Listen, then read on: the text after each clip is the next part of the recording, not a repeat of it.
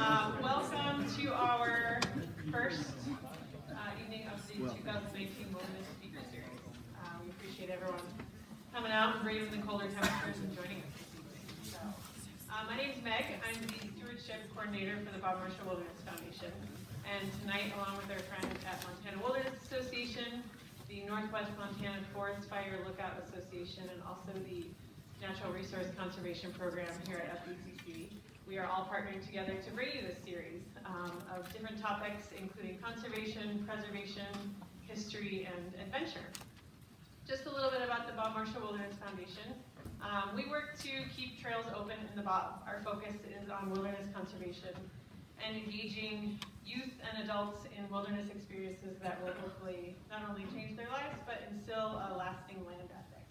So tonight we are lucky and fortunate to have John Fraley with us tonight. He's going to be talking a little bit about his newest book, Rangers, Trappers, and Trailblazers, and he's going to talk a little bit about early explorations in the South Fork, some of the first rangers at Big Prairie, and some of the adventures of Bob Marshall himself. One of the missions of the Bob Marshall Wilderness Foundation is to connect people with their wilderness heritage. We do that through stewardship projects. John connects us with our wilderness heritage through his stories, through his vast knowledge of these areas that we all love so much. And he kind of gives us a little piece of what it was like for those early explorations when they were first discovering and exploring these areas, and a little bit of what life was like for those folks. So without any further ado, please join me in welcoming John Fraley.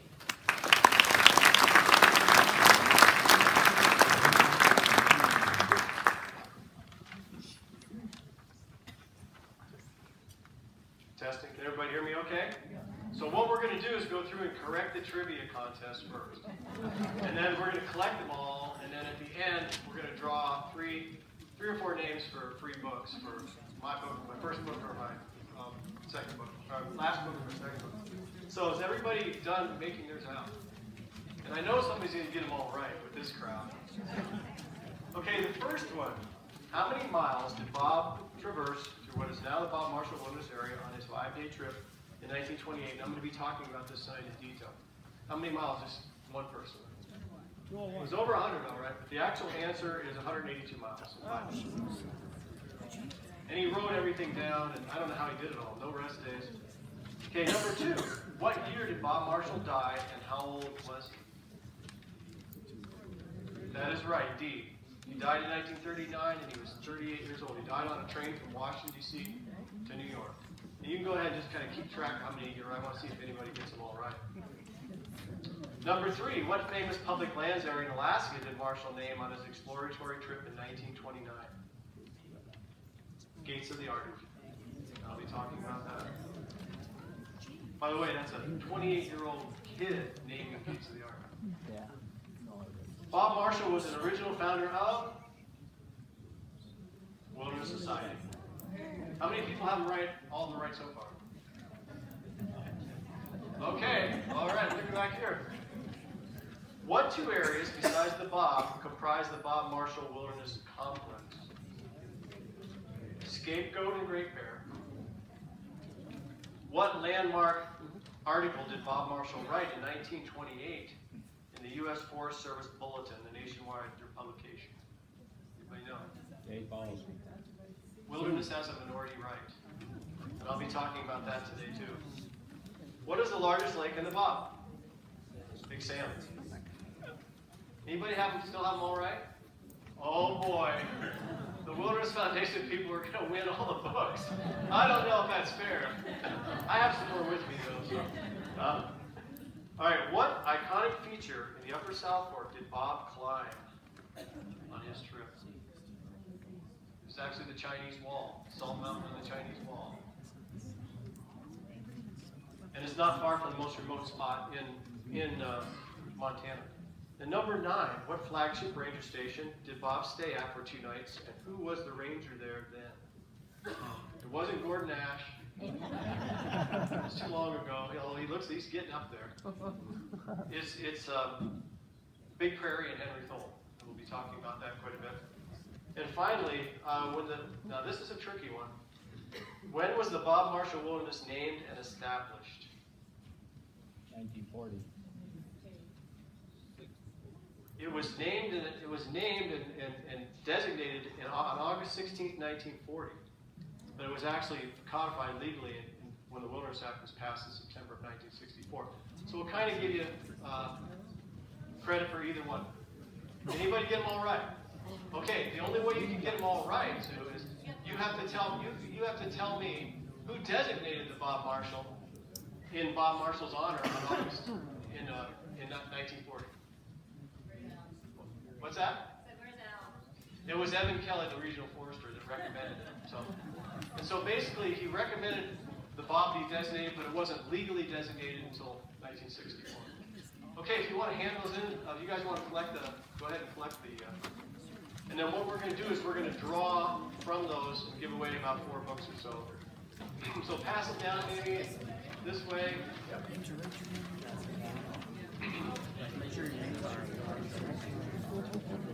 Okay, one other thing while they're collecting them, in this group, I figured this is a group that knows an awful lot about the Bob, right? And so I thought, I'll just throw a slide up there and just see if anybody can identify where this is. And I said, easy. But this group, easy. This was a place I was at this summer, one of my favorite spots. Who can tell me where this is? So maybe a show of hands. Okay, Pat. You got it, Pat. George Lake. Deep in the Bob, but reachable from the Swan side. So, Pat, you want a copy of my second book if you need one, right? Pat's a Forest Service person. So what I'd like to do is acknowledge folks that helped me with this book before we get rolling on. And this PowerPoint I put together for tonight, I'm really excited about it. I put it together just for tonight and put a lot of work into it. I think it was really neat to see the juxtaposition of Henry Thol and Bob Marshall back in the Bob. And so you can see the folks listed here in the acknowledgments. And there's a special person here tonight, Helen Dolan, who is the wife of Jack Dolan. And Helen spent some time in the Bob back at Big Prairie. And if it weren't for her, I wouldn't have a lot of the information and the photos. So Helen, if you'd like to say just a couple words about your time back at Big Prairie. Well, number one, I think it was probably the greatest time of our lives, the time we spent there, and our kids were up there with us. And our younger son really became a wilderness lover. And we had many other experiences. The bear came to a window one night when we were all asleep, and we went down there, and he was peeking in the window, and I was peeking out, and the bear ran. So you could tell he was more scared. And that's in the book. That was Spicy the Bear. I'm sorry about that. Spicy the Bear in the book. That's right. That's right. But there's really not much I can say that everyone else has said at one point or another. It was wonderful, wonderful. It's a beautiful country, and we can only hope it stays this way. It never changes. Thanks, Helen. And this is Helen on Amigo at the White River about 50 years ago. Well, no, it wasn't that long ago. And she was wife of Big Prairie Ranger Jack Dolan, who was a person that was very instrumental in, and he was actually the last ranger to serve at Big Prairie while it was its own ranger station. And we have 2 other Big Prairie Rangers here tonight. We have Guy Zollner. Guy, could you stand up? Where's Guy? He is the 3rd Big Prairie Ranger. I volunteered for Guy back in the Big Prairie for 10 days last year. It was very impressive. And then we have this really old guy that I didn't know was coming tonight, who was a ranger back there in the 80s, and I did a lot with him. His name is Gordon Ash. Gordon, could you stand up, please? Where's Gordon? There he is, if you can. I didn't know Gordon was coming, but I got to tell you this quick story. He's this terrible practical joker. And when I was a fisheries biologist administrator, we did a cutthroat trout survey in Black Bear section of the South Fork. So there's a cabin. How many of you have been to Black Bear Cabin? Probably a lot of you. So we were staged there. What you do is you mark fish for 3 or 4 days with hook and line, and then you snorkel. You have a gang of snorkelers come down the river and count marked and unmarked fish. And then you get a statistical population estimate from it. Well, so we had all the fish marked, and we were at the cabin, and so we're getting our dry suits on, getting ready, because in a dry suit you wear long underwear under them and socks. So I remember putting mine on, and what kind of stamp my foot. It feels like there's something in there, but no, couldn't be anything. And then also there's like something moving. I thought, that's my imagination, you know. So we're snorkeling down through the river, and we count all these fish. You know, we count 1,000 fish or whatever. And we're getting out at Black Bear Creek on the cliffs there at the end of our section. And I'm peeling back my dry suit, and the first thing I see is a mouse plastered against my leg. And then I open it all the way up and dump it out, and there's 2 or 3 more mice. This guy, and Scott Rumsey, trapped these mice in Black Bear cabin and put them in my dry suit. So thanks for that, Gordon. So the book is based on about 125 sources, and you know, Helen, as I mentioned, was instrumental in her husband Jack. He went and met with Henry Thol, so we have that link, and then Helen preserved his notes and photos, and that's how we had the information to be able to write about Jack. And so, if those of you who read the book, Bud Moore gave Jack his first break because Jack had a disability. He had a missing arm below the elbow, and he was told when he went to the University of Montana to register, like Gordon and I registered the first year at University of Montana in '72. He was told, "Well, you can't work for the Forest Service. You can't do that. Just get some job downtown or something." He turned out to be one of the greatest rangers, and Bud Moore said it was the greatest thing he ever did is to hire Jack Thol. So we're really proud of that, and we thank Helen for that. So tonight we're going to be in the southern end of the complex, in the Big Prairie area, or Novando, from Black Bear south. And one thing I wanted to mention, and Helen brought it up, and you know, I could feel it when I was in there for 10 days last year, and every ranger you ask says the same thing. There's something special about Big Prairie. It's just, I remember sitting out there last year and just, I'd gone through Big Prairie before, but it's 32 miles in, so you never really stay very long, unless you have the opportunity like I did to be volunteer station guard. So I sit out there, you sit out there every night in this huge meadow, and you kind of watch the twilight come down. And it's so quiet. You can't believe how quiet it is. And all the visitors are awesome because think about it, they had to really, you don't just casually walk into Big Prairie. It's 32 miles. As far as I know, the closest way in. So it's always been very remote, very beautiful. And you can see here, yeah, if we could maybe get the lights. Do you know how to use the lights, sir? Let's see. It'll say like front, it'll say rear off. If you can get the rear off.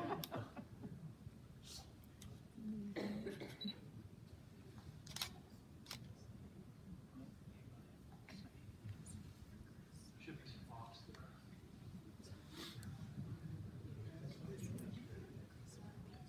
Try house. Let's try house.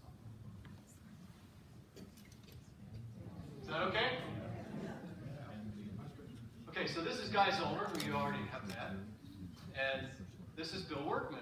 And Bill, I believe that Bill is the best packer of his generation. And these guys, I'm for my next book, Heroes of the Bob, these guys are both going to be in there. So is Gordon. But at any rate, it seemed like the packer, the ranger, and the ranger station has always been this triangle, this important triangle. Of course, this is very recent. This is a good look at Big Prairie from Pack Rat. So you can see it's a very complex system of buildings. This is the current station. This is their little garden, woodshed, bunkhouse. And then the old ranger station from 1916 is over here. So that's still there. And there's something about it. No, that's good. You can just leave it like that.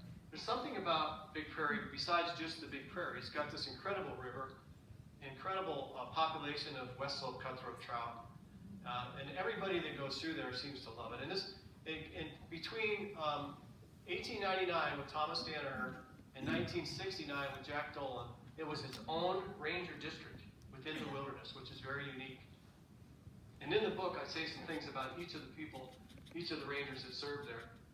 This is the original building, 1908 to 1916. This is the 1916 building when it was built. And then the main station was built in the 30s. This is Jack Dolan. He was the last ranger to serve during the 70-year period. And as I said, Thomas Danaher was the first, and you probably have heard his name associated with some of the features. So it's always been this flagship from beginning to end. And tonight, what I want to tell you about is one of I call him the Ranger's Ranger. And nothing against Gordon and Jack and Guy, but I think he was the greatest ranger to ever serve. His name was Henry Thol. Depends on how you measure it, but he was born in Germany, but he came out and served because he had such an immense stewardship feeling for the area in there. So we call him the Ranger's Ranger, and that's one of the chapters in my book. So the funny thing about Henry was, whether he was in his 30s or his 40s or his 50s, he always looked exactly the same. It's like he never aged. He could outwalk anybody. He was just this incredible walker. And tonight, I'm going to focus on Henry Thol's Insane Patrol from February of 1927.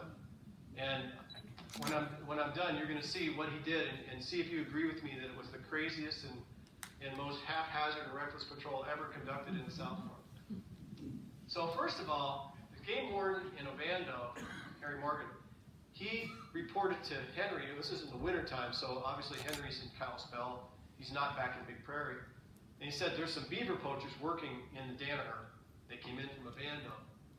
And Henry had this stewardship feeling where nobody's going to mess with my wildlife back there. And they were really protective of beavers at that time, as well as deer and elk. But they didn't like the predators. And that was policy within the Forest Service, the Park Service.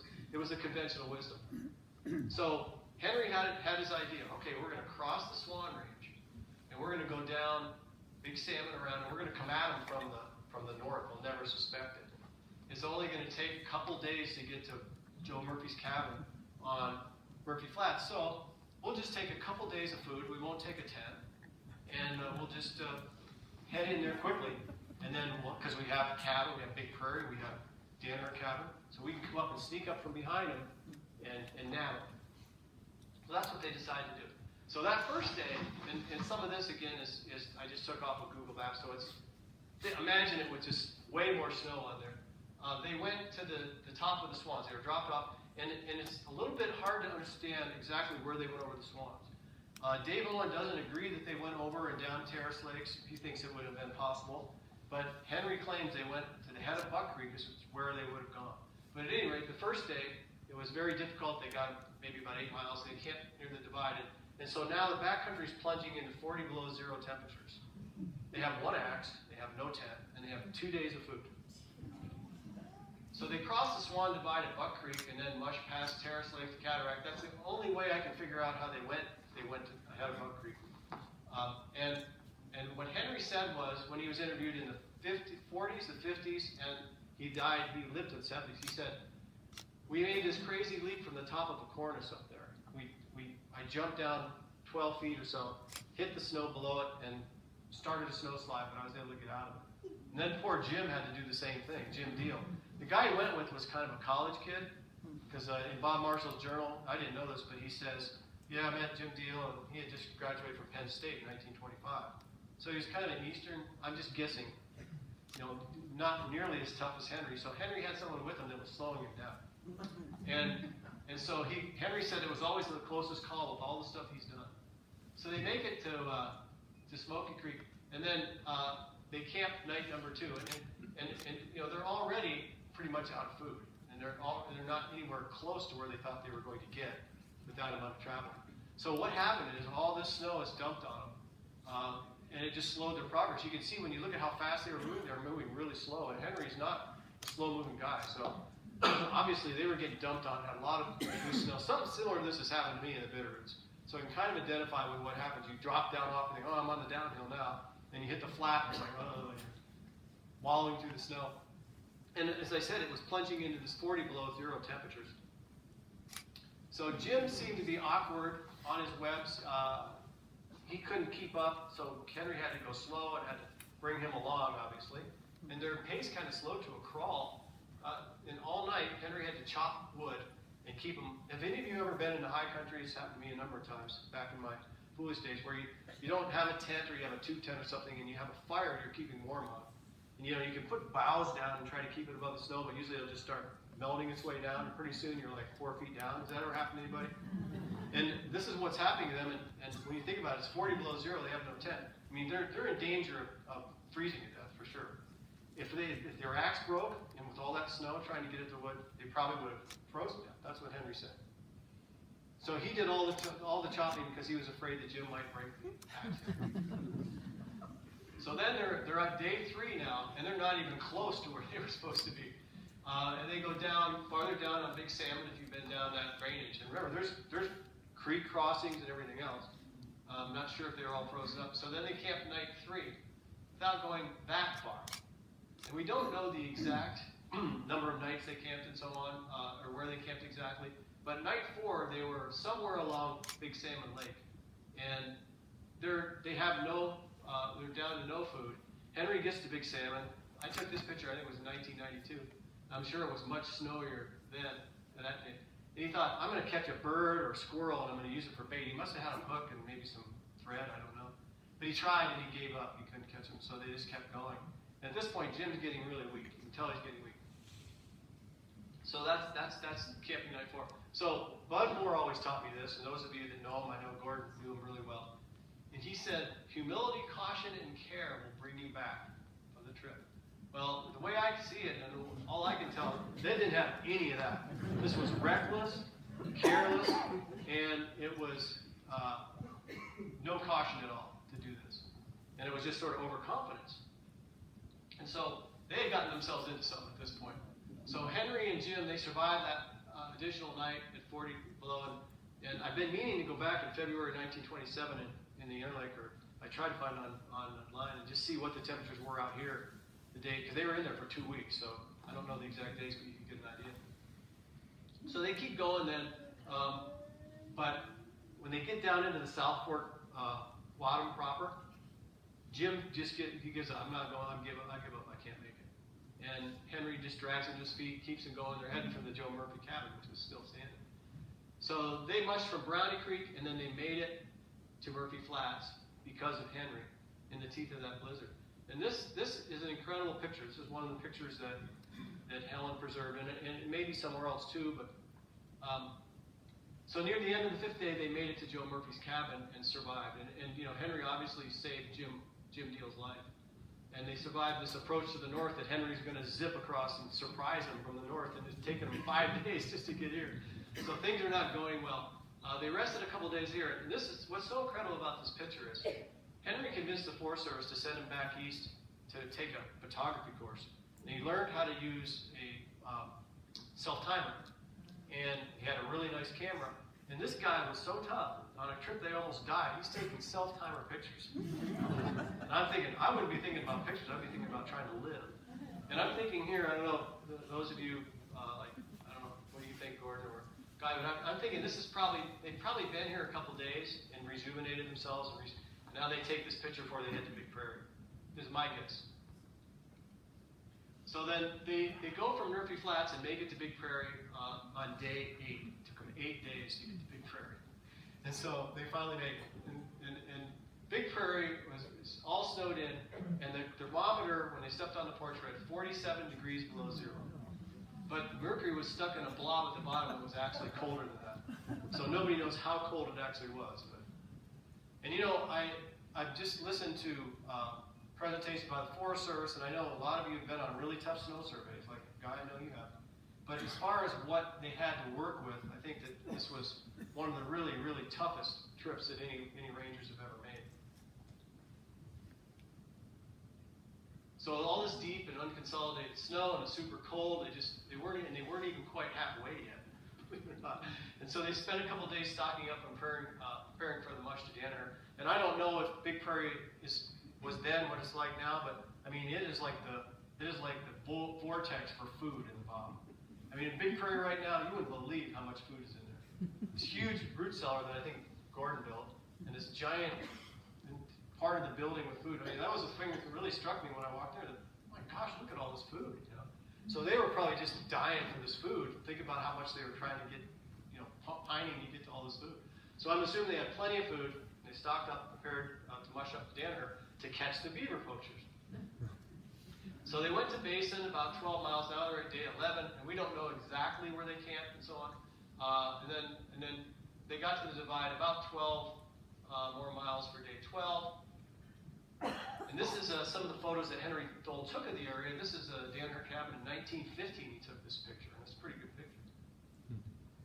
And then these are the meadows that the game warden told them were being the poachers were at. This is way into the bottom. It's just these gorgeous meadows. And they estimated, I can't remember what it was, 800 beavers or something lived in this meadow. So that's when Henry heard about this, he says, nobody's getting my beaver. That's why they headed in there. And so they headed for these meadows. Imagine being way under the snow. But they never found a trace of the trappers. There were no trappers there. Can you imagine what they wanted to do to Harry Morgan when they got out? They had after 2 weeks. And so there was no trace of the beaver trappers at all. And by the way, some lady tonight I want to get a picture of, she had a sheared beaver coat from 1924 on. Maybe I'll get you to stand up and show us that. But when you shear beaver, that's like the polar fleece of today. So beaver was, very popular too. And so people wanted to poach them. They were very valuable. So the beavers were unmolested. And the reason I get a kick out of this is Henry came from Germany. He had all these little cute phrases he used. If something was bad, like the people that were poaching in the Upper Danner or something, he didn't call it a nuisance. He called it a menace. And then his supervisor would cross off menace and put nuisance. People aren't a menace. But he loved this word unmolested because we heard that Clayton Cabin was broken into. We checked it out, but it was unmolested. And and I could just imagine him saying that the beavers were unmolested. He was at least happy about that. So as I said, he had an incredible stewardship feeling about wildlife, as long as it wasn't mountain lions, coyotes, and grizzly bears. Those he actively tried to track down and kill. In fact, some psychologists that have studied this thing, remember Leopold, we all think of Leopold as supporting predators as a place. He didn't come around to that until he wrote his essay, Thinking Like a Mountain. That was in the early 1940s. He was still wondering about predators in their place. So they were just practicing conventional thought. In the park and in Bob Marshall, Henry's assistant at Big Prairie, they were poisoning coyotes and shooting them and trapping them because they thought it was the thing to do. And Henry, you can tell, he was just the greatest steward of the good animals, like the beaver, the deer, the elk. And he took it personally, and the psychologists that analyzed that from that time period said that this was their religion. They were rapturous about it. So Bob Marshall's religion and rapture was wilderness, and Henry's was kind of that, but protecting animals was his big deal. So day 13, they left the South Fork, over the divide, down to the North Fork of the Blackfoot, and then, believe it or not, they started conducting an elk survey along the way. I don't know. That's what he said. So, pretty crazy. So they trekked down the North Fork of the Blackfoot and out to the ranch house, the first one they got to, not far from Ovando. And so they had done this just unbelievable attempt to stop these beaver poachers, which were not there. And somebody told me today that called me one of the Murphys. They were from Ovando, and I think that Harry Morgan really heard about this. I'm not sure if they would threatened him when they got out, or somebody did, because they almost died, and they did it because he said it was beaver poachers. So this intrepid pair, they mushed about 100 miles in 2 weeks. There were 2 weeks in there, and no apparent communication because they were just getting ready to send out a search party. Apparently the wires were all down or something, And so Harry Morgan was organizing a search party, a guy that told him about the poachers. And so they finally reached Ovando, and I think it stands as one of the most, if not the most risky and daring patrols in Bob Marshall Winters Complex history. And I've heard a lot of crazy stories about the modern Forest Service peoples like Guy and Michael Revis and others in Gordon, where they've had these really tough patrols. Snow surveys often, but just the length of time, what they had to work with, just all that put together with no communication. I don't know how you could beat it. So they broke all the rules, and they lived to tell about it. And in my opinion, in the annals and lore of the Bob, it will never be equal. They'll always hover above the Bob with this incredible trip that they made. So does anybody know, by the way, who these two snowshoers are? I made sure that it would be really hard. They both work for the Forest Service. On the right is Mike West. On the left is Corey Anderson. But I kind of stylized it to imagine them as being Henry and just kind of this spooky thing hovering over the Bob. It'll never be the same after that patrol. So on to Bob Marshall's mad dash through the Bob Marshall. And then I'm going to bring Bob and Henry together at the end because they met and spent some time together. So a lot of you probably know this story, but there's some, and it's in my book, but there's some additions in there that maybe not everybody knew, because we were able to get the PDFs of the actual handwritten original journals where Bob had written a lot of detail. And I just cannot believe he was able to write all this stuff down and still do this. So it was in August of 1928 that he did this dash through the Bob. And it's really funny. He would comment on the people he met. He looks like so-and-so from the 1923 Syracuse University class. He loved people. He talked about people, what they said, what they did. And he had time to write all this down. He had the whole section, people I met, animals I've seen. Not only all the mileages he put in great detail. So on August 27th, he got transported up from Missoula. He was a silviculturist and assistant forester in the Northern Rocky Mountain Experiment Station out in Missoula. Bob Marshall was. When he did this trip, he's working for the Forest Service. I've learned a lot since studying this, and it wasn't just some joyride that Bob took through the Bob. This was very well planned, and he was an actual official. And he was examining the Bob for how it was being administered and getting inspiration for his theories about wilderness. So they dropped him off at Echo Lake. He crossed the Bob, the Swans, and came down and arrived at Elk Park Ranger Station. Now, has anybody ever seen Elk Park Ranger Station? It's under the reservoir. Somebody at the Backcountry Horseman, I was giving a talk there Saturday night, they showed me a picture of Elk Park Ranger Station. And I'm sure there's lots of them that exist. So he ended up there. And to show you how unrandom this was, when he got there, he was met by the supervisor of the Flat National Forest, Lloyd Hornby. And so when he reached his Elk Park, his supplies were ready, and he had a little snack, and then after a 2-mile stroll down the road to get 30 miles, he hopped into Lloyd Hornby's truck, and they rode to Spotted-Bear. And he met some people there. He met the ranger station crew, and a lot of this is in my book with all the different people. And he met Charles Jackson Hash, who's Sally Hash. If you know Sally Hash, that was her grandfather, who died from a lightning strike much later in the Lolo, and many others. So he was obviously getting tips about the Bob and where he was going to be going. He's planning on this big trip.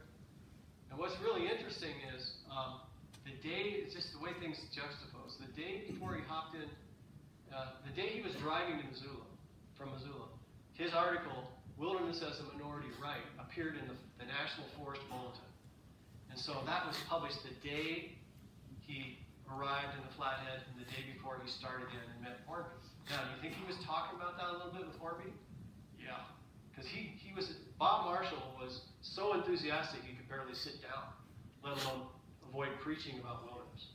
And the people in there had a hard time trying to figure Bob out because he was so gushy and so philosophical. And so you can imagine him just talking Hornby's ear off about his concepts about minority rights, wilderness as a minority right. And so in this paper, and it's not a very long paper, and in a minute I'm going to tell you it almost didn't get written. There's a reason it got written. Bob had made some points. He said even though it's a minority of people that use the wilderness, we still should manage for them, because many other philosophers, including Jefferson, said you can't let just mob rule. You can't just let's see, only 80% of the people do that, so we're just going to do that. Let the other 20% worry about it. And he made some great arguments, in fact, his best arguments ever in my opinion, to preserve the wilderness. And some of his other statements, we need the tonic of wilderness. You've probably heard some of these. The enjoyment of solitude, complete independence, and beauty of undefiled panoramas is absolutely essential to happiness. He has a passion for wilderness that is just as genuine as the yearning for love and beauty. So he was taking this concept and extending it way beyond, what the Packers were thinking in there, and trail crew people. They loved the wilderness, but they didn't really think of it this way. He was bringing that up to people to try to show them that. And he said that life, liberty, and pursuit of happiness for people like me is possible only in wilderness. So he made a lot of his great points in this article. And remember, in this article, Bob, when he wrote it, he was 27 years old when he wrote this article. And so he was so far ahead of his time and trying to bring people along. In fact, one of the main reasons he went in there, which I'll get into, was to try to convince everybody that wilderness was important and try to learn how to manage it.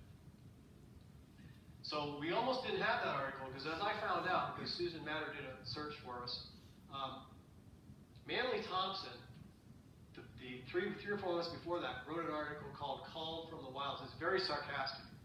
And in that article in the Forest Bulletin, what he says basically is that people like Bob Marshall, first of all, are crazy. I can't remember the word he used. And then he said also that only a small proportion of people use the wilderness. So why are we protecting the wilderness? Think of what Pinchot said. What did Pinchot say? What was his greatest good for the greatest number for the long term? So actually, managing for wilderness for 1/2 of 1% of the population doesn't fit Pinchot's philosophy. But he took him to task on what percentages. Bob Marshall basically tore Manly Thompson's article apart. But that's why he wrote Wilderness as a Minority Right. He was reacting to Manly Thompson's basically downer about why we're doing wilderness. So I learned that. That was interesting. So this wasn't just a random trip that Bob did. This was a very well-planned trip. As I said, he was employed at the Northern Rocky Mountain Forest Experiment Station. They arranged his food for him. He obviously consulted with the rangers and so on to plan his route, because his route was going to be starting here, and it was going to be fast, and it was going to be long. You don't just go wandering around out there with never having been there if you haven't planned this. So, just in my opinion, I think he wanted to become emotionally inspired by a big wilderness. This is a big wilderness. He had been to some of the other wildernesses, but this is the flagship wilderness. And he wanted to meet the backcountry people, and he loved people. And he wanted to see how this big wilderness was administered. And those are some of the reasons he went. And you'll see he matured so much in his view of wilderness after this, I think. So he was like a 1970s hippie. That's what he was. He was dropped into this utilitarian South Fork of the Flathead. And here's what some of the people called him.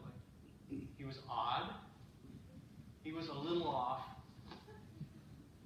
And he was a grandstander because he hiked all these 40-mile, he was bragging about hiking so far. But really what he was a wilderness evangelist. Every place he went, he held court in the evening, like Black Bear Cabin, Big Prairie, after he went on in the Bitterroot, or the missions. And he would talk about wilderness in the paper he just wrote. And then he would discuss it with people. And to prove this, in one of his, where he was talking about one of them, he said, well, I talked about wilderness, and there was one guy in there that looked dumb. I think he meant he wasn't saying anything. But later he came up to me, and he was all emotional, and he asked me about wilderness. Does that remind you of anything? He had saved a member of the flock, in his mind. He had influenced someone because of his religious belief, feeling about wilderness. Someone came around to it.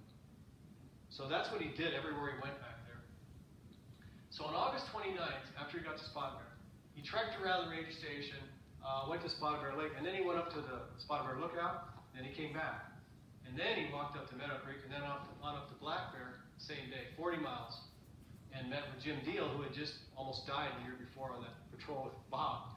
So and he meets with Jim Deal, and he talks about Jim Deal, and he says he graduated from in Penn State in 1925. You can imagine the discussions they must have had. He got there, he spent 2 nights at Black Bear. That first night, and then he heads up on his most incredible day hike is coming up here in a minute. But you can see the stuff he would write and how much detail there is. And this is just the miles. This doesn't include, all the other stuff he was writing about. He took 100 photos, and there's captions for all 100 photos in detail. Nobody knows where the photos is, but you got the captions. But how did he have time to do this? Because he was hiking 12, 14 hours a day too. So the next day was his big one. He hiked from Black Bear, and he writes down exactly when he crosses the river at 7:50 or whatever. Over Pagoda Mountain Lookout, down into Brushy Park, across over to South Mountain on the Chinese Wall, and back in one day, and it was 42 miles. And this is where he feels this pure aesthetic rapture. And how can anyone not look at the Chinese Wall and feel amazingly touched? So he got to see the Chinese Wall he came up from the west, but he could look over and see it from that mountain. How many of you have been to the Chinese Wall? Wouldn't you sort of consider it almost a calming and a spiritual experience? It's just an amazing feature in the Bob. And so Bob got to see that. Well, you can imagine the people on the trail crew stuff going, how far are you going to walk today? They probably couldn't figure Bob out because he was so ahead of his time. So on Friday then, after he stayed at the Black Bear again, he hiked past Big Salmon Lake. We went to check that out on his way into Big Prairie. And that was an easy day for him. That was only 31 miles. He did an evening stroll to go from 27 to 31. And so he meets Henry Thol at Big Prairie.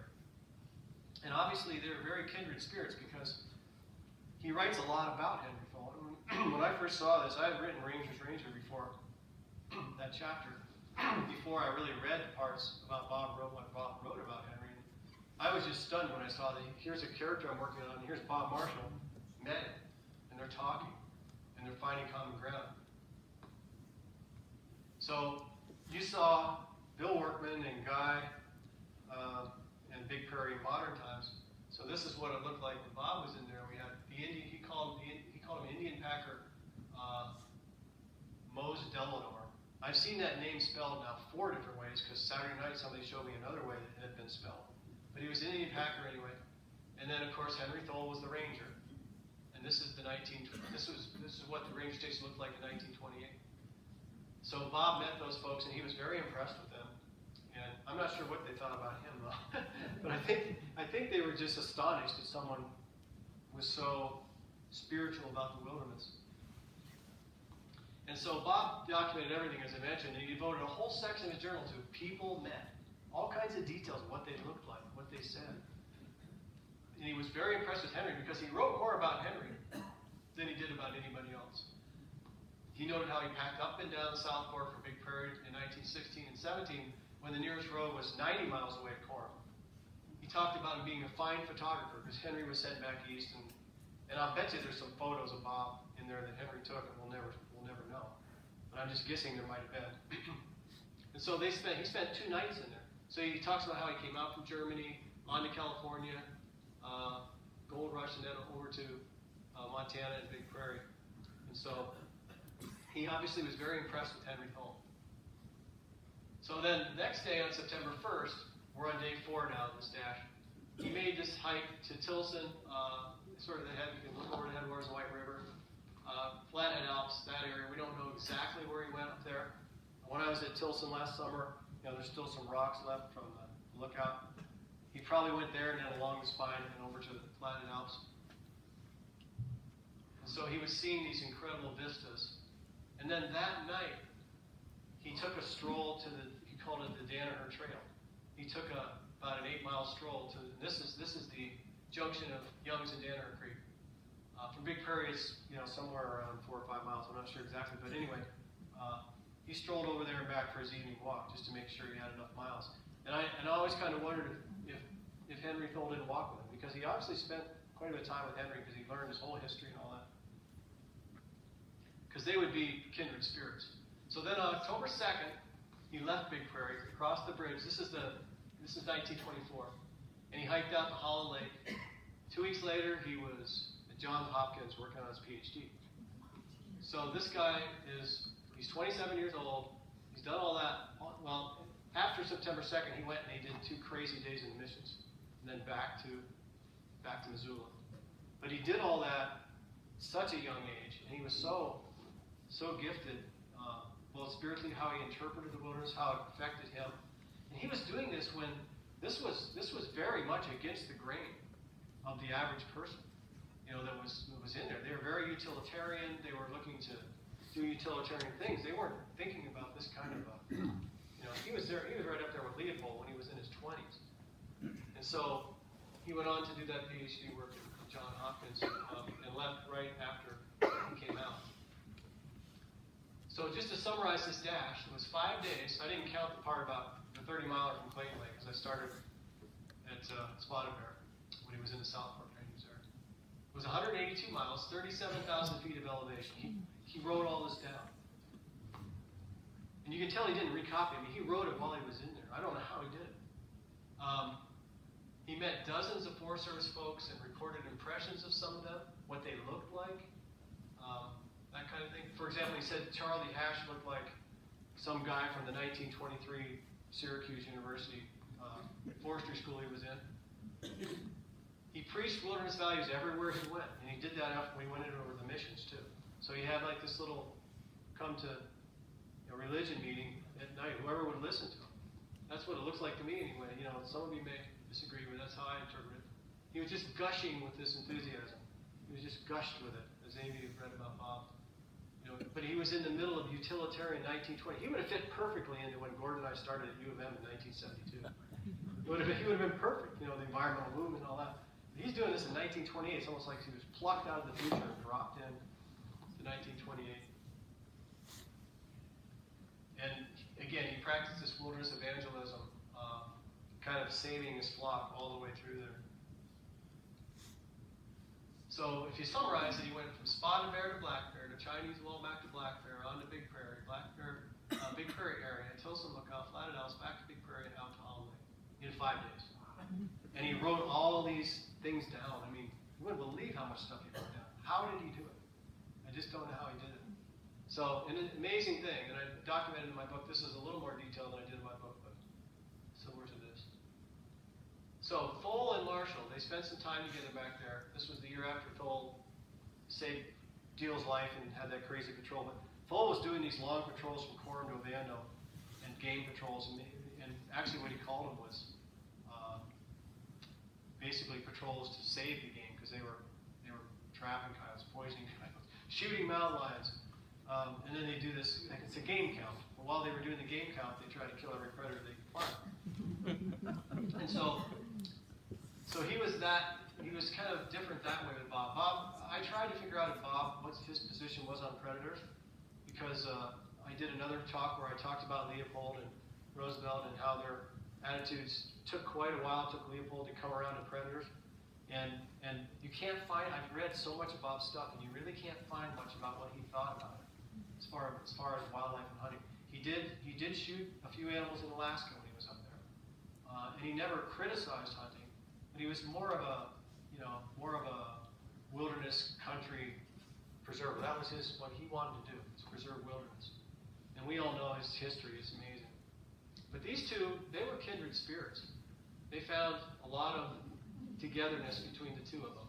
This is actually a picture of Bob up in Alaska. But the two of them would you love to just been there that night at Big Prairie and listen to him talk? It must have been incredible. Henry obviously spent a long time telling Bob his whole history. And he probably asked Bob, he said, "What do you mean by this rapture you're talking about?" You know, that's the way I feel about my animals. You seem to feel that way about the land. And it would just be wonderful to see that. And somewhere, there's got to be pictures somewhere, because Thol was a shutterbug. And like the pictures that Helen preserved, we had dozens and dozens and dozens of pictures that Henry Thol gave Jack Dolan that we could use. And you know, he just took hundreds of pictures. I'm sure the Forest Service files have hundreds of Thol pictures. So they seem to be kindred spirits, and you know, what better mentor could Bob have than Henry Thol?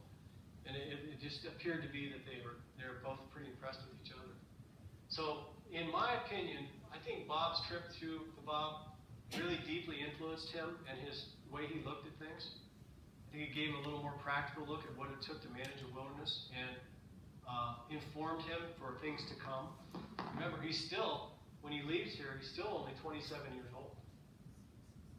So within a year, in July of 1929, Bob, who's 28 years of age, named Gates of the Arctic in the Central Brooks Range while conducting his PhD research in Alaska.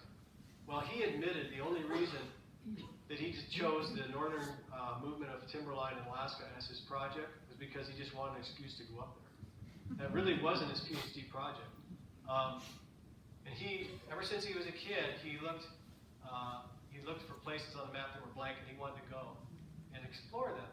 And here's a good question. What did Bob actually do his PhD on at Johns Hopkins in plant physiology? What did he study? If anybody gets this, I'll be impressed. Anybody know? He studied the water requirements of conifer seedlings in a lab or a greenhouse. So he wanted to do some outdoor tests. And what he did is he was going to go up there and he was going to measure the movement of timberline north to determine whether it's time since glaciation or if there's some reason that they can't grow that far north, these spruce. So he used an excuse to get up there. And so he went up in July 1929. He named Gates of the Arctic. And what a poetic man. And remember, he's 28 years old. I'm thinking of myself when I was 28, or I'm thinking of my, people you know when they're 28. And he was a world leader in these concepts, all out of himself, And so that was just 1 year after his South Park trip. So to me, he's really matured. And here are his words. We reached the summit that was Tumbled Mountain. The view from the top gave us an excellent idea of the jagged country toward which we were heading. Close at hand was a precipitous pair of mountains, one on each side of the North Fork. I bestowed the name of Gates of the Arctic on them, christening the east portal Boreal Mountain and the west portal Frigid Crags.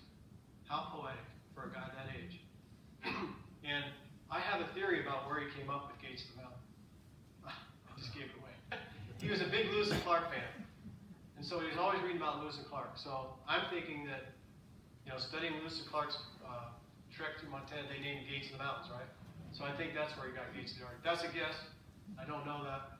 It just came to me like a few weeks ago. I'll bet that because he loved Lewis and Clark. So in Alaska wilderness, which is, I'm going to give you a reading list here in a minute. In my copy of it is all in tatters in a Ziploc from 1971. I've used it so much. He named well over 100 features in the Brooks Range, and I think it was 160. And he kept going back, to Alaska after he graduated and so on, because he loved the country. He loved, exploring all this untouched country. There was no real map of it at that point in the Central Brooks Range. And so then, he went to Alaska in 1929, and he was there in 1930, studying the anthropological aspects of Wiseman, which was an Arctic village. And then he wrote his landmark article. By February of 1930, he had written it. So this is not long after he got out of Bob at all. And it's called The Problem of the Wilderness. And this is the one that most people cite about Bob's formulating his definition of wilderness. I think Wilderness of Minority Right is a better paper myself, because it's just the way it's simple, it's worded so well. And so some of the things, this is Big Prairie. So in the Problem of the Wilderness, he reiterated, first of all, the concept of wilderness as a minority right. Even though only a small proportion of people will ever use the wilderness, it needs, for its own sake and for people that want that aesthetics, we need to protect it. So then he gushed about the physical, mental, and spiritual values of wilderness in this paper. He got it published in Scientific Monthly, so that's not easy to do. I think it was rejected several times. And he expressed his own emotional ties, and he brought emotion and spiritualism into protecting land. So he was right up there with Leopold and his land ethic. And this is where he produced his definition of wilderness that we usually hear about. It's a region which contains no permanent inhabitants, preserves as nearly as possible the primitive environment, no possibility of conveyance by any mechanical means, and a person in crossing it must have the experience of sleeping out. Well, that was before the trail runners. but he probably figured, well, so it's got to be, 30 miles across or whatever, 40. So that was from his paper in Scientific Monthly called The Problem with the Wilderness. So that's the one. In February 1930, he's just turned 29, and he just wrote the landmark paper forever about wilderness. I mean, it's always looked at as kind of a landmark paper to explain the wilderness. So in the article also, he called for the formation of what later became the Wilderness Society, and all you folks know about this. Called on a group of spirited people who will fight for the freedom of the wilderness. And here's the folks, of course, the founder. So Leopold's not pictured here. But it was in the same article. He's 29 years old. And it was later formed in 1935. Guys, correct me if I'm wrong there. And so here's your Bob Marshall reading list. You can tell he's a very important person to me. And I just thought you might be interested, because a lot of people don't realize he wrote as much stuff as he did. So in 1933, he wrote Arctic Village.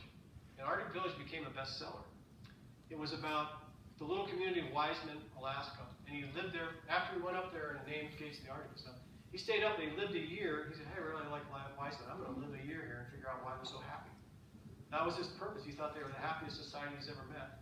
And so there were Indians, there were Eskimos, there were whites. And he did an anthropological study. Didn't tell them what he was doing, which turned out some of them got really mad at him when the book came out. Because he wrote all kinds of personal stuff. You can imagine what he wrote. I mean, everything. Because it's an anthropological study.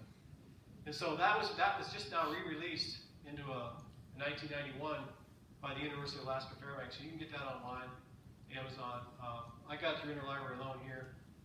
So when I read Arctic Village, I was in the 70s in Missoula, and I had one of the original hardbacks. It was old then. So in 1956 is when he wrote, and this is posthumous, this is after he died. He wrote Alaska, it was published Alaska Wilderness. This is my copy that's in a Ziploc, and it's all apart. And this is where he documents his exploration of the Brooks Range, the Central Brooks Range. And it's so well written. It's just incredibly well written. It just takes you there. I've probably read that book 20 times. And, you know, my kids, especially my oldest son, has read it many times. And so what Alaska Wilderness was a compilation of all of his writings he did while he was in the Brooks Range.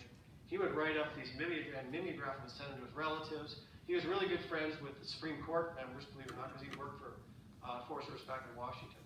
Just the interesting about Bob is he always documented everything.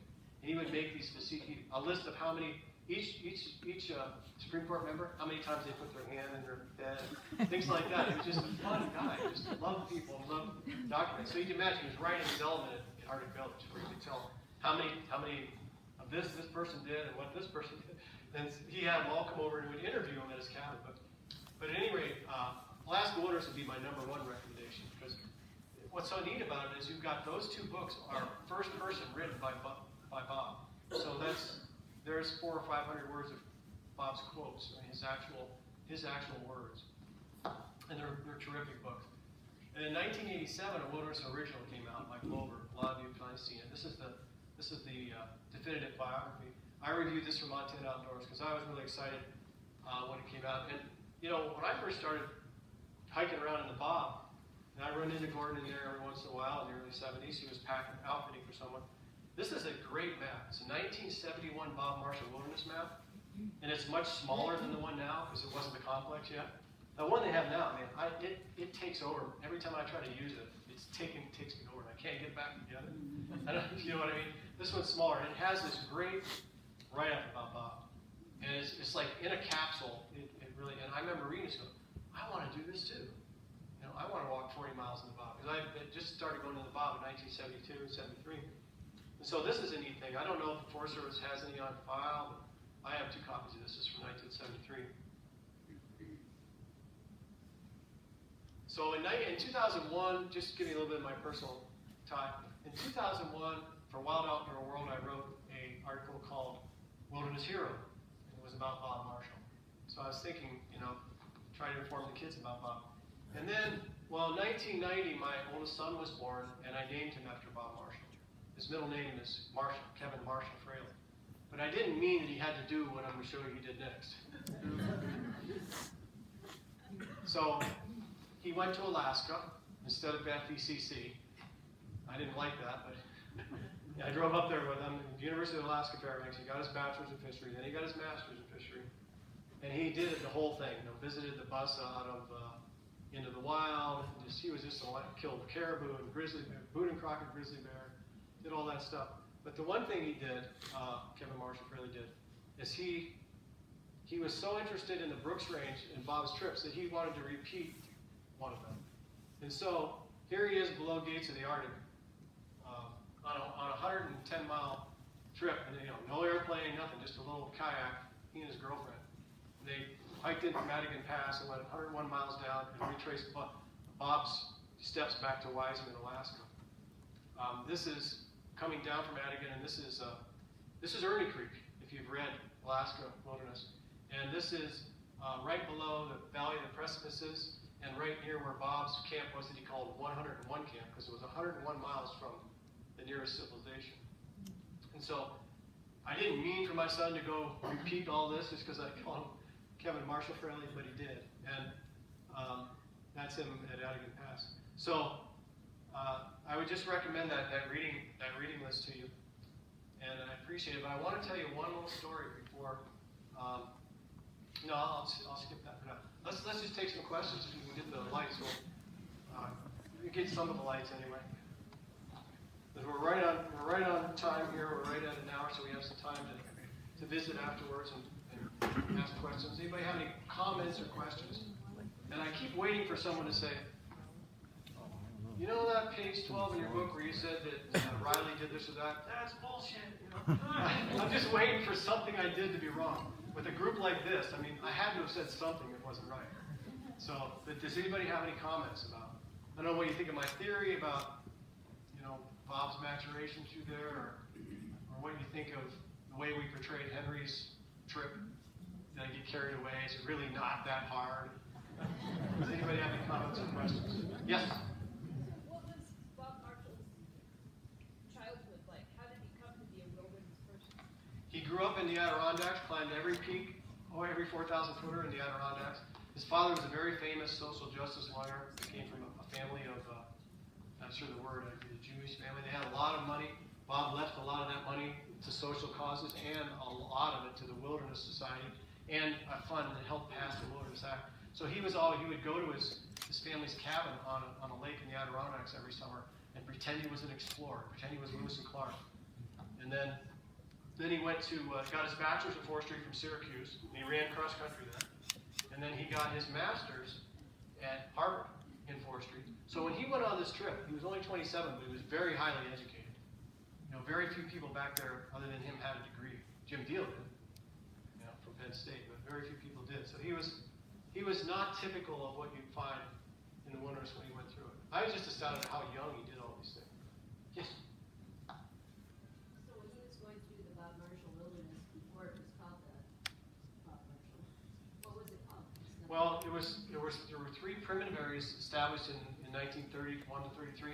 That hadn't even been established yet, so it was just a de facto wilderness, to my understanding. Maybe you guys from the Wilderness Foundation know a better way to describe it, but it would be de facto wilderness. It wasn't primitive area designated yet. When they did do Bob Marshall Wilderness in his honor in 1940, they pulled together the Sun River, Pentagon, and Southport primitive areas, but they weren't established until after Bob did his dash through the Bob. He was already going to Alaska at that point. He had left Montana behind. Yeah. Did he do all or most of his traveling alone? He did all of this, like his dash through the Bob was all alone. Yeah. But in Alaska Wilderness, he goes with just a procession of just wonderful people. Some of them were natives, some of them were, old sourdoughs that knew the country, because he couldn't just go traipsing up the North Fork with a kayak hook. I mean, some of the stuff they did was insane in there. And just the trip they made, 120 miles with no support, no civilization to support them. But he did a lot of hiking alone, which I know breaks the rules, but a lot of us love to do it, don't we? And, yeah. Any other questions or comments? Yes, ma'am.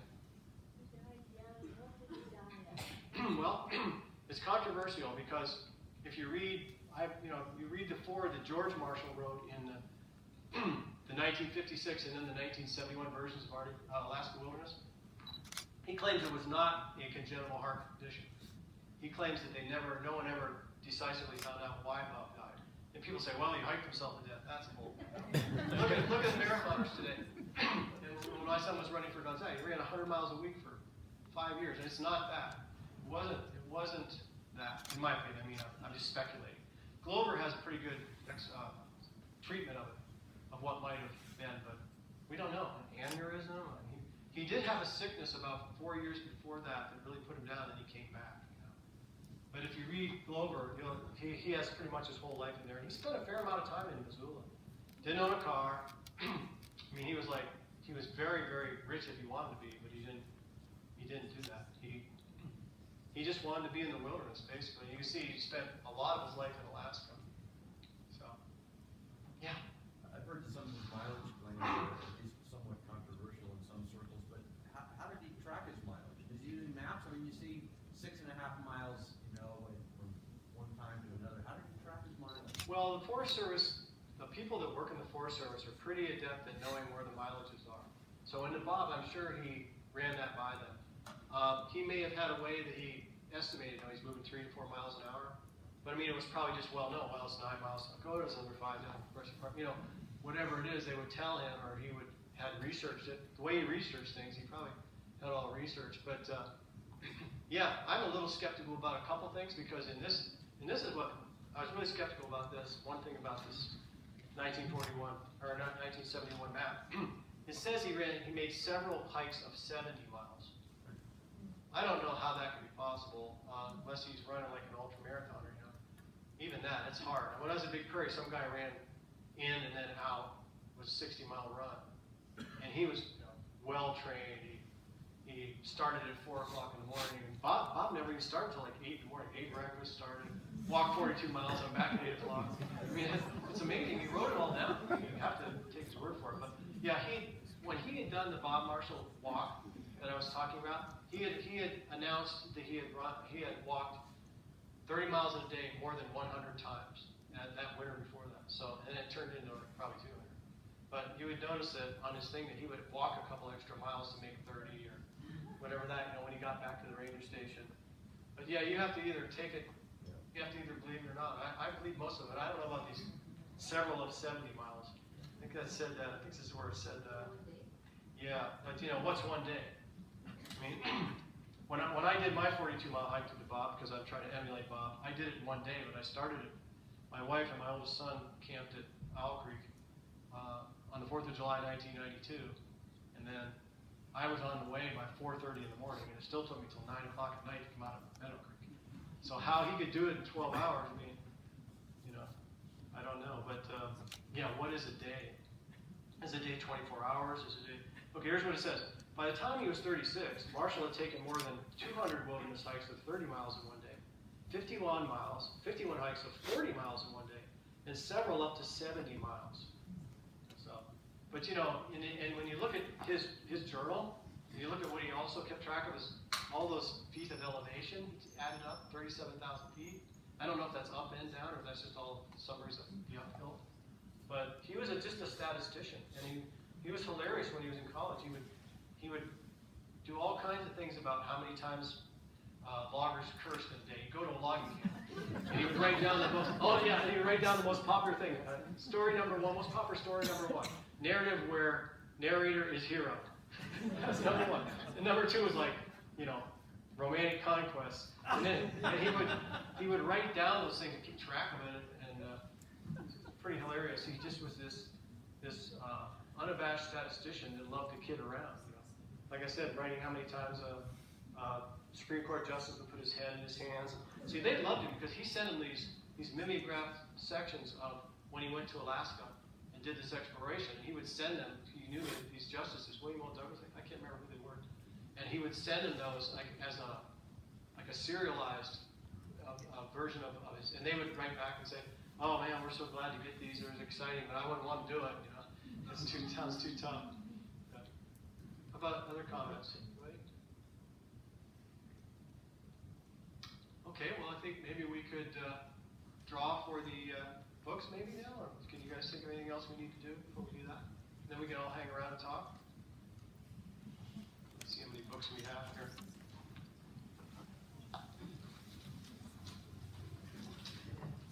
So first we'll draw for a couple of my second book, hawking my second book. I'm trying to get rid of it, actually.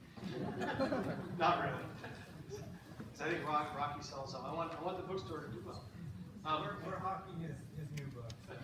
They're not free though, but we are donating. We're splitting the proceeds with the 3 organizations that are out here.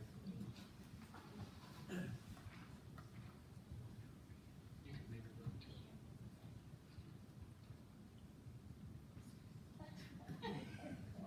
Is it Rusty Redfield? There he is. You want to?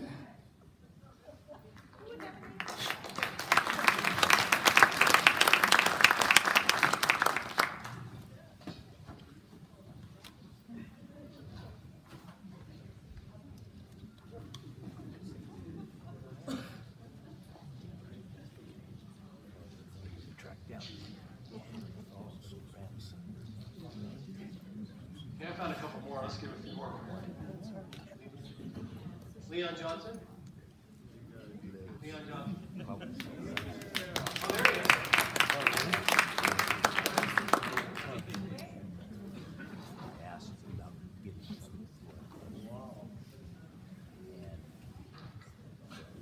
I hate it I have to do that. Dave Schneider. Okay.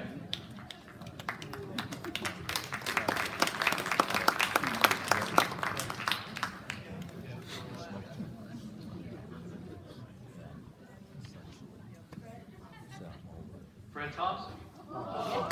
Hey.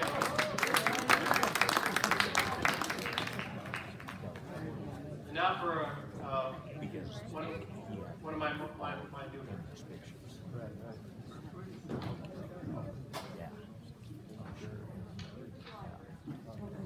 I didn't know Jim Flint was here. Is Jim here?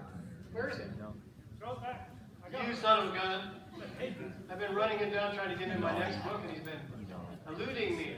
I got a copy. Throw back. He told me this great, okay, drug it. He told me this great story about pack rats. I'll tell you, everybody that works for Forest Service has got a pack rat story. And some of them are as big as a porcupine. Teresa Wenham. Where's Teresa? There she is. Oh, you're out. No. Nobody wants my book.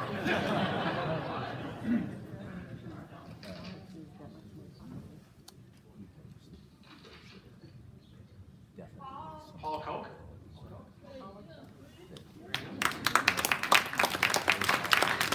And now, I think, Pat, you were the one that knew it was George Lake, right? So Pat gets that. And I wanted, just to finish up, what's that? Yeah.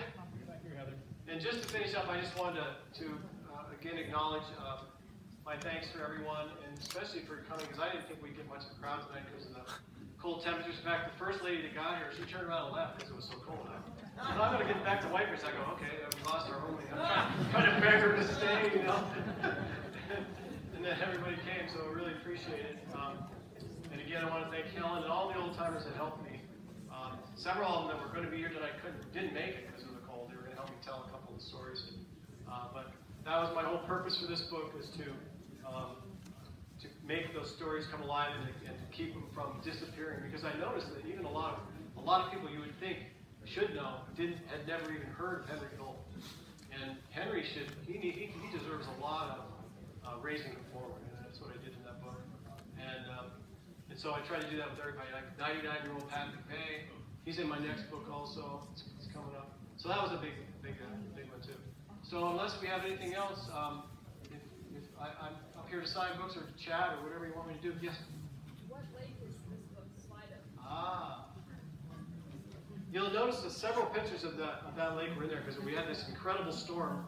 My daughter Heather, who's here, and myself and my son Troy. And it, Muir said, mountains have no other mood like the clearing after a storm. And it was this incredible colors. Does anybody know what that one is? Is that Sunday Mountain? That's George Lake again. Yep, Sunday Mountain. Yep.